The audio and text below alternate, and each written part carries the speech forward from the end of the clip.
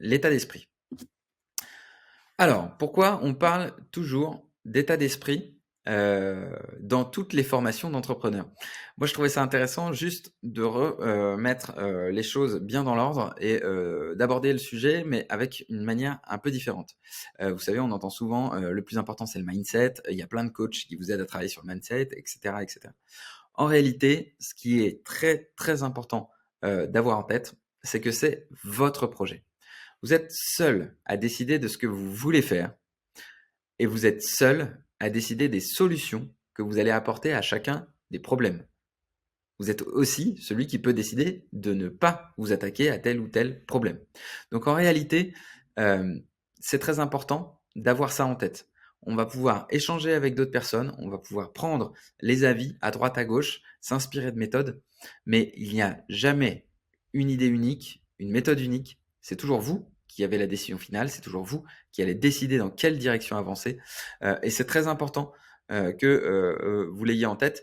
Étant donné que c'est vous qui allez prendre les décisions, il faut bien sûr avoir des objectifs qui sont très clairs, qui sont aussi très personnels et qui sont différents des objectifs des autres.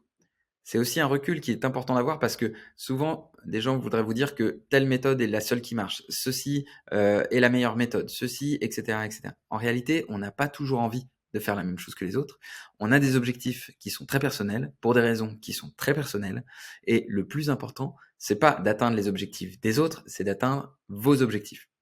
Donc bien fixer ces objectifs, c'est bien sûr la clé pour les atteindre. Une fois qu'ils sont fixés, la deuxième étape, c'est de suivre leur réalisation.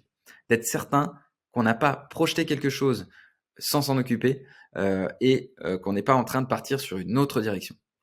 Donc c'est ce qu'on va travailler juste après.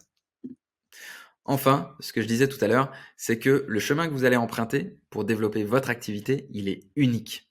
Il y a des milliers de façons de franchir votre ligne d'arrivée, les objectifs que vous aurez fixés. Et une course peut en cacher une autre.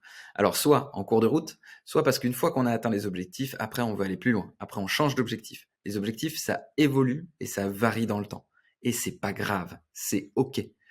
Et donc, le plus important, c'est d'être serein sur ses objectifs, d'être capable de les faire évoluer si on a envie ou si on décide de les faire évoluer, mais surtout, à chaque fois, d'être capable de vérifier qu'on est en train de faire la bonne course dans la bonne direction qui nous amène vers les bons objectifs.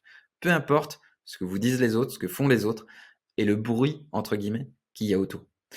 Donc pour moi, le meilleur des états d'esprit, c'est surtout celui-là. C'est celui d'être concentré sur ce que nous, on a envie de faire pour nous et de savoir où on va.